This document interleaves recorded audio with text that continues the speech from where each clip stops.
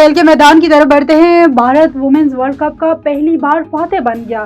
Final में दिलचस्प मुकाबले के बाद जनूबी अफ्रीका को 52 रन से शिकस्त दे दी। डी.वाई. पैटेल स्टेडियम मुंबई में खेले गए हाई वोल्टेज मुकाबले में भारत ने तारीख रकम करते हुए टाइटल अपने नाम किया। भारत की जानिब से 299 रन के हदफ के ताक़ब में गैर मुल्की टीम ने 246 रन बनाकर ढेर हो गई। वज़ीर-ए-आज़म शहबाज शरीफ ने जनूबी अफ्रीका के खिलाफ T20 सीरीज में कामयाबी पर कौमी क्रिकेट टीम को मुबारकबाद दी।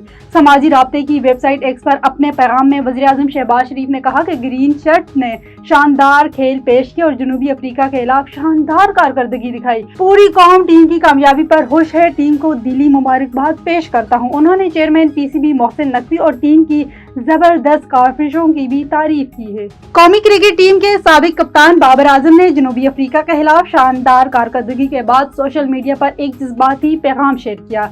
समाजी राब्ते की वेबसाइट एक्स पर अपने पैगाम में बाबर आजम ने लिखा कि शुक्रगुजार हूँ कि मैं दोबारा वही कर रहा हूँ जो मुझे पसंद है। उन सबका शुक्रिया जिन्होंने खामोशी के वक्त में मुझ पर यकीन रखा।